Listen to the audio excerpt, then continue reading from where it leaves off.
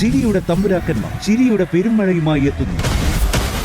Fun baby fun ശനി ഞായർ ദിവസങ്ങളിൽ രാത്രി 8 മണിക്ക് നമ്മുടെ സൂര്യ ടിവിയിൽ.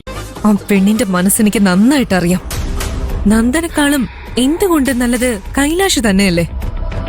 അവളെ കല്യാണം കഴിക്കാൻ ആഗ്രഹമുണ്ടെന്ന് അവൻ പറയുമ്പോ അവൾ ആ ഗന്ധർവനെ തഴഞ്ഞാലോ?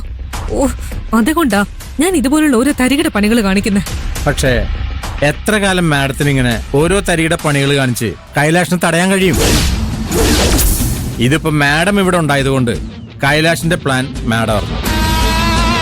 മാഡത്തിന് എപ്പോഴും കൈലാഷിന്റെ കൂടെ നടക്കാൻ കഴിയൂ.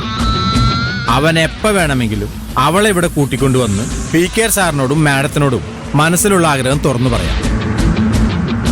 കല്യാണത്തിന്റെ മുഹൂർത്തം നിശ്ചയിച്ചു കഴിഞ്ഞിട്ടായിരിക്കും മുക്ത മാഡം അത് അറിയുന്നത്. ആലോചിച്ചിട്ട് എനിക്ക് ഭ്രാന്ത് പിടിക്ക. ആ നാശം പിടിച്ചവള് ഇനി എന്റെ കൈലാഷിന്റെ മധ്യത്തിൽ ഉണ്ടാവാൻ പാടില്ല. അതിന് എന്തെങ്കിലും ഒരു വഴി പറ കരുണാകരൻ. ചില ഒഴിയാബാധകളെ തിരുത്താൻ കഠിനമായ പ്രയോഗം തന്നെ വേണ്ടിവരും.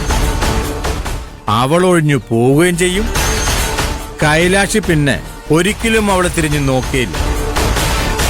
അതിനു പറ്റിയൊരു വഴിയുണ്ട്, പക്ഷേ കുറച്ച് കടുപ്പോ. ഏയ്, കൊല്ലരുത്. അതല്ലാതെ വേറെ എന്ത് വഴി നോക്കാം. ചാവില്ല, ജീവൻ ബാക്കിയുണ്ടാവും. പക്ഷേ കൈലാഷിന്റെ മനസ്സിൽ അവളോടുള്ള പ്രേമം ചത്തുപോകും. വഴി എന്താണെന്ന് പറയേ. കാശും മുതലും അറിവും പഠിപ്പും ഒന്നുമില്ലാത്ത അവളെ കണ്ടപ്പോ കൈലാഷ് സാറ് മോഹാലസ്യപ്പെട്ടു പോയത് എന്തുകൊണ്ടാ? അവളുടെ തൊലിവെളുപ്പുകാരനല്ലേ? ആ തൊലിവെളുപ്പില്ലാതായ മതി. കൈലാഷും മാത്രമല്ല, ഒറ്റൊരുത്തിനും പിന്നെ അവളെ തിരിഞ്ഞു നോക്കില്ല.